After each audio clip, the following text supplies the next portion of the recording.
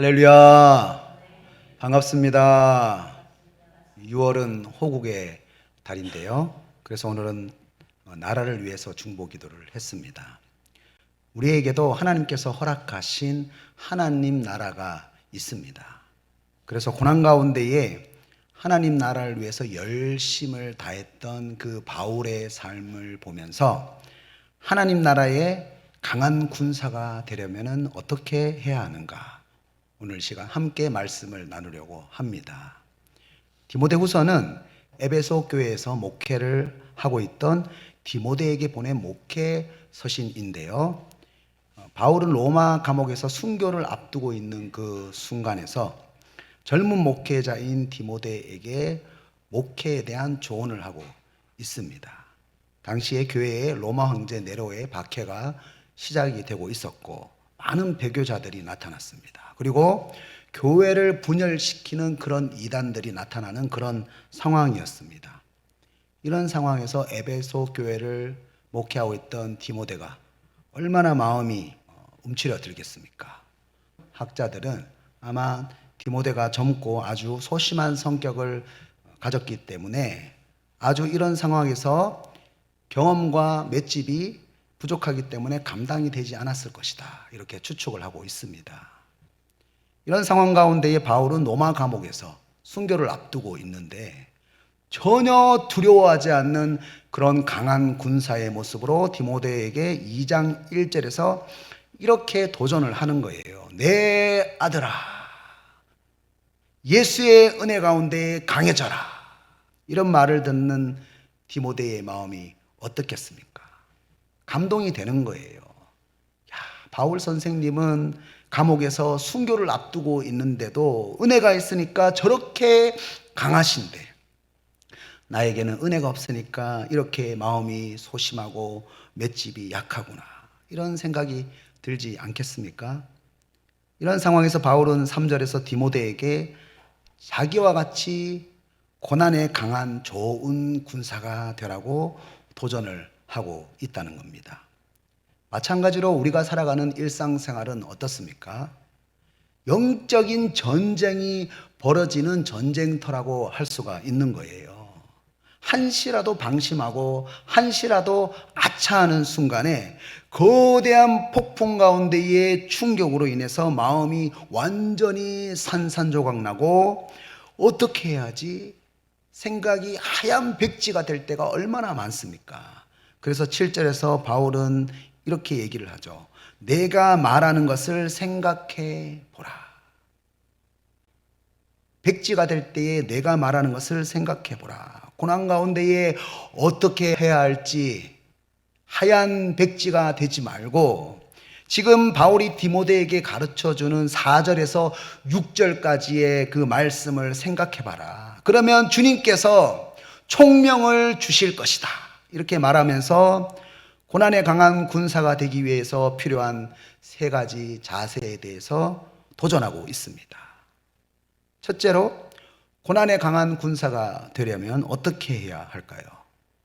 자기 생활에 얽매이지 말아야 합니다. 바울은 4절에서 전쟁에 임하는 군사의 비유로 말씀하는데요. 4절 말씀을 보면은 병사로 복무하는 자는 자기 생활에 얽매이는 자가 하나도 없다고 말씀을 합니다.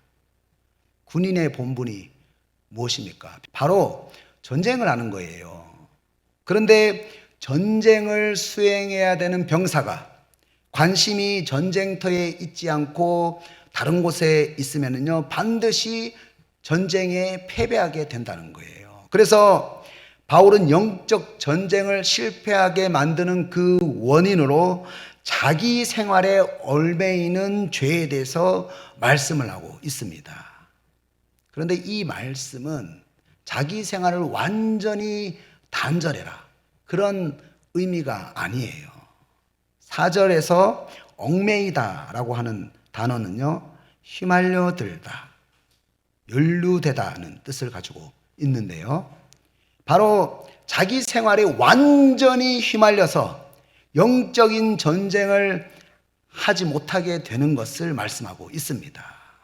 영적 전쟁을 해야 되는데 그 자기 생활 때문에 영적 전쟁을 하지 못하게 되는 거죠. 예수님께서는 자기 생활에 얽매이는 삶에 대해서 누가복음 21장 34절에서 좀 더 구체적으로 말씀을 하셨는데요. 너희는 스스로 조심하라. 그렇지 않으면 방탕함과 술 취함과 생활의 염려로 마음이 둔하여지고, 나의 영적인 민감성을 둔하게 만드는 일이 있는데요. 먼저 술에 취하게 되면은요, 통제력을 잃어버리게 됩니다. 방탕함은 내가 누리는 그 즐거움에 대해서 절제력과 통제력을 잃어버리는 것을 말하는데요. 에베소서 4장 18절에서 19절까지 말씀 보면은 이렇게 말씀합니다. 저희 총명이 어두워지고 저희 가운데 있는 무지함과 저희 마음이 굳어짐으로 말미암아 하나님의 생명에서 떠나 있도다. 저희가 감각 없는 자가 되어 자신을 방탕에 방임하여 모든 더러운 것을 욕심으로 행하되. 아멘. 내 자신을 방탕함에 방임하게 되면은요, 오늘 말씀 한번 보세요. 영적인 감각이 마비가 되는 거예요. 마음이 굳어지게 되는 거예요. 그래서 총명이 어떻게 됩니까? 어두워지게 되는 거예요. 분별력이 없어지게 되는 거예요. 영적으로 무지하게 되어서 하나님의 생명에서 완전히 떠나게 된다는 거예요. 결국에는 어떤 모습을 보이게 됩니까? 욕심으로 더러운 죄를 행하게 된다는 것입니다. 그래서 내가 영적인 전쟁에서 승리하는 그런 군사가 되려면은 우리가 술 취함과 방탕함을 절제할 수가 있어야 합니다. 고린도전서 9장 25절에서 26절 말씀을 보면은 이렇게 말씀합니다. 이기기를 다투는 자마다 모든 일에 절제하나니 나는 다름질 하기를 향방 없는 것 같이 아니하고 싸우기를 호공을 치는 것 같이 아니하여. 아멘. 만약 내가 절제하지 않는다면 다름질 하는 것이 향방이 없어진다는 거예요. 그러니까 목표점이 어디인지 모르고 그냥 달리는 사람이 된다는 거예요. 얼마나 허무합니까? 얼마나 무기력합니까? 결국 허공에다가 주먹을 치면 어떻습니까? 힘만 빠지는 거예요. 군사가 정확한 목표점에다가 타격을 해야 되는데, 영적인 싸움을 해야 되는데 허공에다가 주먹을 치는 것과 같이 아무런 영적인 힘과 능력이 나타날 수가 없다는 거예요. 왜? 절제하지 못하기 때문에. 또 나를 자기 생활에 얽매이게 하는 죄가 있는데요.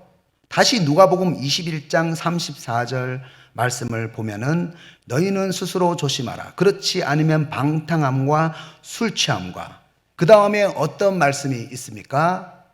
생활의 염려로 마음이 둔하여지고. 예수님께서 이렇게 말씀하셨어요. 생활의 염려로 마음이 둔해진다. 여러분, 염려하는데 내 마음과 시간을 우리가 많이 투자하잖아요. 그러면 투자하면은 어떤 결과가 나타나야 되는데, 염려하는데 여러분 그 결과가 나타납니까? 해결되는 문제가 있습니까? 절대로 염려한다고 내가 거기에 에너지를 쓴 만큼 결과가 나타나지 않습니다. 그래서 누가복음 12장 25절 말씀에는 이렇게 말씀하셨습니다. 너희 중에 누가 염려함으로 그 키를 한 자라도 더할 수 있느냐? 내 마음에 염려가 생기면은 모든 마음이 그 염려하는 일에 내 시간을 빼앗기고 에너지를 빼앗기게 되어서 하나님이 지금 나에게 주신 일이 손에 잡히지 않게 되는 거예요. 아무런 결과를 만들어낼 수 없는데 왜 염려하느냐?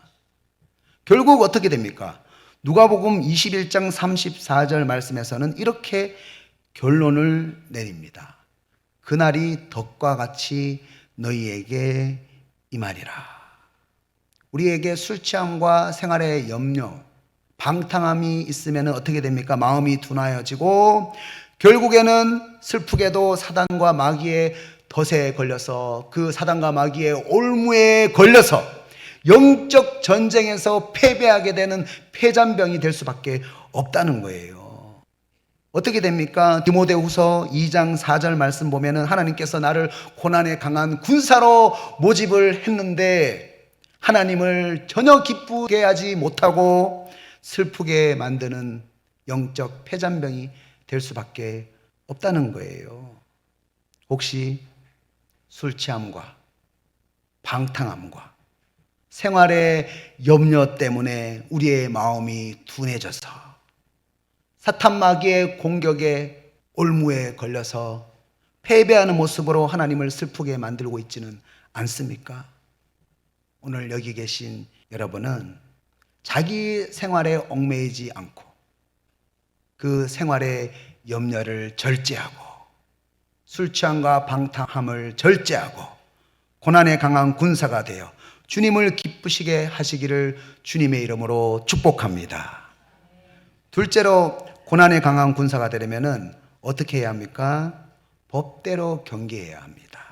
바울은 5절에서 운동 경기자의 비유를 들어서 말씀을 하고 있는데요. 5절 말씀을 보면은 경기하는 자가 법대로 경기하지 아니하면 승리자의 관을 얻지 못할 것이며 이렇게 말씀합니다. 당시의 경기장에서 법대로 경기하지 않았을 경우에 1등을 하더라도 승리를 하지 못하게 되는 그런 상황이 있었습니다. 그래서 선수들은 그 경기에 앞서서 6개월 동안 연습할 때에 경기의 규칙을 숙지하면서 연습을 했습니다. 이와 같이 우리가 하나님의 나라를 우리가 경영하잖아요. 하나님의 나라를 우리가 위하는 일에도 나의 열정만으로는 되지 않는다는 거예요. 우리가 하나님의 나라를 경영할 때는 하나님의 말씀의 법대로 경기를 해야 된다는 겁니다. 다윗은 사울 왕 때문에 항상 죽음의 위기에 처해 있었어요. 얼마나 괴롭겠습니까? 그런데 다윗에게 사울 왕을 죽일 수 있는 기회가 온 거예요. 그래서 다윗의 부하 아비새가 강한 복수심으로 인해서 창으로 사울 왕을 단번에 죽여버리겠다 이렇게 말하는데, 그때에 이 다윗이 사무엘상 26장 9절과 11절에서 이렇게 말했습니다. 누구든지 손을 들어 여호와의 기름 부음 받은 자를 치면 죄가 없겠느냐? 내가 손을 들어 여호와의 기름 부음 받은 자를 치는 것을 여호와께서 금하시나니. 아멘. 여호와께서 금하시나니. 하나님의 말씀에 금한다는 거예요. 다윗은 자기의 원한을 표현할 수 있는 그 자리에서 복수심이라는 그 감정에 지배당하지 않았다는 거예요. 그 복수심의 감정에 지배될 수 있는 그 순간에 무엇을 생각했습니까? 하나님의 말씀의 법을 묵상했다는 거예요. 그런데 사울왕이 전쟁에 패배하고 죽기 전에 너무 고통스러운 거예요. 그래서 아말렉 청년에게 부탁을 했습니다. 내가 지금 고통 중에 있으니까 나를 좀 죽여달라 부탁을 했어요. 그래서 이 아말렉 청년은 사울왕을 죽이고 머리에 있는 왕관과 그 팔에 있는 고리를 벗겨가지고 다윗 왕에게 가져갔어요. 아마 이 청년은 이렇게 생각을 했을 거예요. 어차피 사울 왕은 죽을 것이고 내가 다윗의 원수가 되는 사울 왕의 목을 가져간다면 다윗 왕이 좋아하고 나를 높은 자리에 앉게 해줄 것이다. 이렇게 생각을 했을 거예요. 어차피 죽을 사람이니까 부탁을 해서 내가 했는데 어쩔 수 없는 합리적인 선택이 아닌가 이렇게 생각을 했을 거예요. 그런데 그 안에는 뭐가 있습니까? 나의 욕심을 채우기 위해서 모든 것을 합리화했다는 거예요. 하나님의 말씀에는 하나님이 기름을 부어서 세우신 왕을 치는 것을 금지한다는 것을 이 청년은 그 순간에 생각하지 못했다는 거예요. 상황만 본 거예요. 합리만 본 거예요. 그렇게 하면 다윗 왕이 좋아할 줄 알았는데, 그런데 사무엘하 1장 14절 말씀에서 다윗 왕이 뭐라고 했습니까? 내가 어찌하여 손을 들어 여호와의 기름 부음 받은 자 죽이기를 두려워하지 아니하였느냐. 하나님의 말씀을 두려워하지 않았다는 거예요. 여러분, 다윗 왕은 어떤 사람입니까? 보통 권력자라면 그런 상황에서 좋아했겠지만 하나님의 법을 지키는 것에 대해서 정말로 중요하게 생각하고 그것을 지키지 않으면 두려워하는 마음이 다윗 왕에게는 있었다는 거예요. 그래서 그 청년에게 큰 벌을 주었습니다. 저와 여러분은 어떠한 모습으로 살아갑니까? 나의 감정을 격동하게 만드는 사람을 만났을 때에 하나님의 법보다 나의 복수심, 나의 불타는 그 감정에 더 민감하게 반응하고 있지는 않습니까? 또 아말렉 청년처럼 어차피 내가 아니어도 그 사람은 망할 사람이었는데 내가 출세하기 위해서, 내가 잘 되기 위해서 어쩔 수 없는 선택이었다. 내 이익을 위해서 어쩔 수 없는 선택이었다. 이렇게 합리화하지는 않습니까? 하나님의 법은요, 하나님의 말씀은 생명을 살리고 하나님의 형상을 회복하는 일입니다. 오늘 여기 계신 저와 여러분은 열심만 가지고 나의 감정과 나의 이익과 나의 어떤 기득권을 위해서 섬기는 것이 아니라 고난 가운데 더욱 하나님의 법대로, 하나님의 말씀대로, 하나님의 형상대로 섬기시기를 주님의 이름으로 축복합니다. 셋째로, 고난에 강한 군사가 되려면 어떻게 해야 됩니까? 수고의 보상을 기대해야 합니다. 바울은 이제 수고하는 농부의 비유를 가지고 수고와 보상에 대해서 말씀을 하는데요. 6절 말씀을 보면 이렇게 말씀합니다. 수고하는 농부가 곡식을 먼저 받는 것이 마땅하니라. 여기서 수고하는 이 단어가 원어로 힘들여 고생하다, 피곤하다. 피곤하죠. 하나님 나라를 경영하는 일이 쉽지 않습니다. 여러분, 농사하는 것이 쉽습니까? 농사하는 것이 힘들고 피곤하고 고생스럽습니다. 그것이 농부가 농사하는 일이죠. 디모데가 로마의 핍박과 이단들과 싸울 때에 얼마나 힘들고 피곤하겠습니까?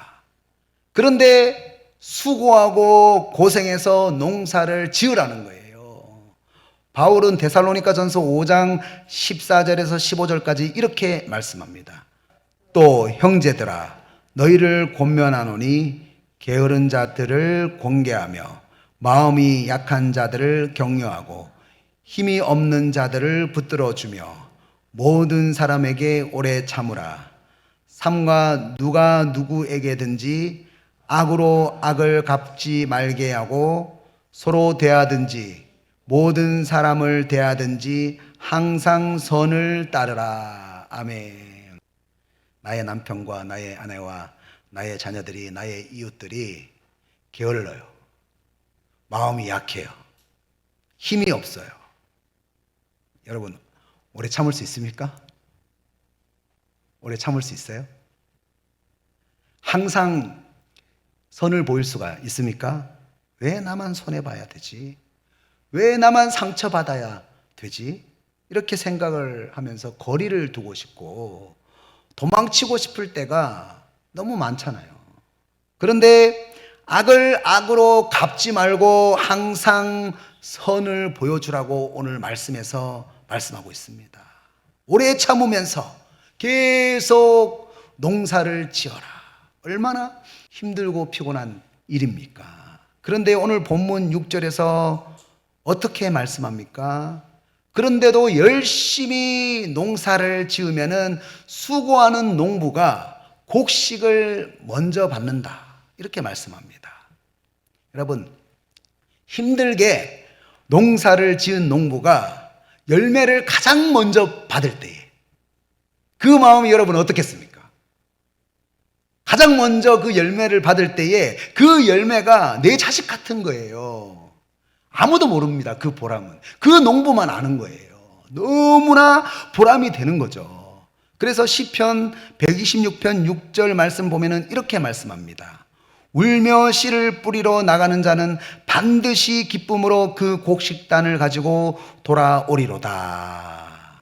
내가 울면서 씨를 뿌리면은 결국 나의 영적인 자녀들이 성장한 것을 내가 제일 먼저 알게 되는 거예요.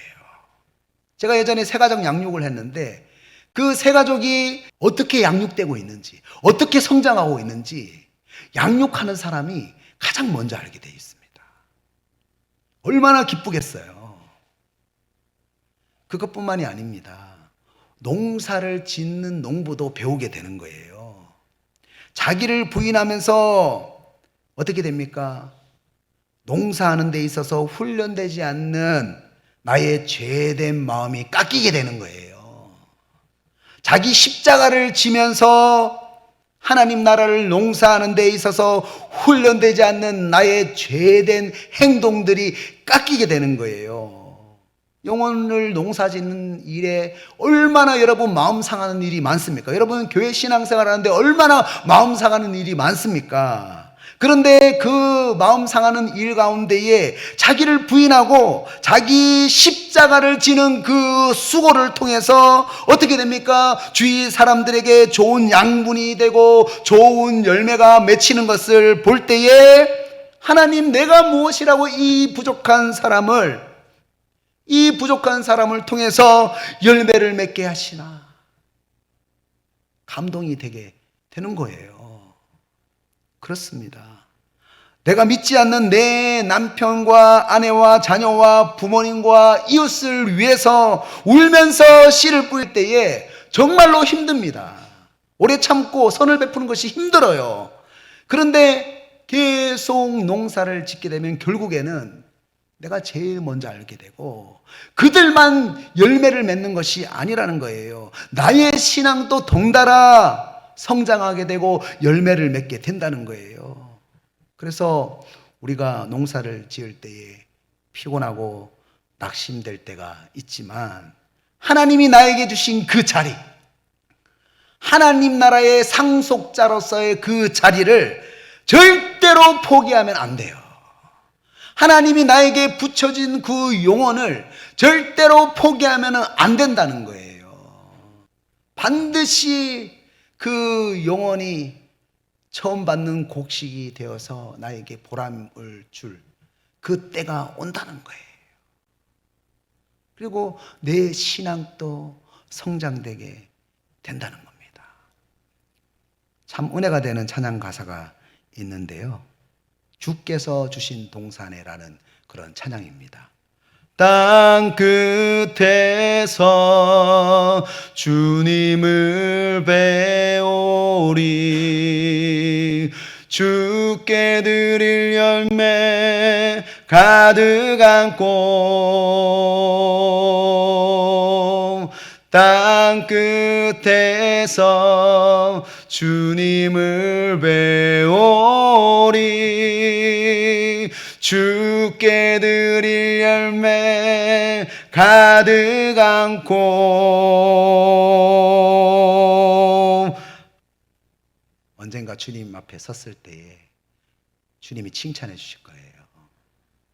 그렇게 마음 상하는데도 불구하고 농사를 포기해 주지 않아서 고맙다. 주님께서 우리를 칭찬해 주실 거예요. 오늘 여기 계신 저와 여러분은 수고롭고 피곤하고 낙심되지만 주께 드릴 그 열매를 가득 안고 주님이 주시는 그 상을 소망하면서 나아가시기를 주님의 이름으로 축복합니다. 이제 말씀을 적용하겠습니다. 축복이라는 시에서 이렇게 말을 했습니다. 축복. 이른 봄에 내 곁에 와 피는 봄꽃만 축복이 아니다. 내게 오는 건 다 축복이었다. 고통도 아픔도 축복이었다.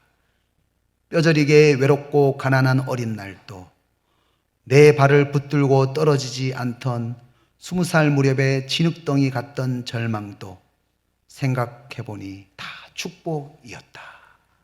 우리에게 고난이 있지만 수고로움이 있지만 피곤함이 있지만 우리가 그 고난으로 인해서 얻는 축복이 있습니다.